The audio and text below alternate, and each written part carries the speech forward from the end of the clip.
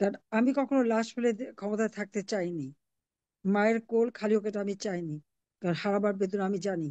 আর আমি কাউকে হত্যা করিও নি, হত্যা করতেও পারি না। কিন্তু সেখানে দেখা গেল একের পর এক ছাত্র হত্যা হচ্ছে, লাশ পড়ছে, পুলিশ হত্যা করা হলো, পুলিশকে মেরে পা বেঁধে ঝুলিয়ে রাখা, এইরকম বর্বর কাজ পর্যন্ত করা হয়েছে আওয়ামী লীগের নেতাদের মেরে।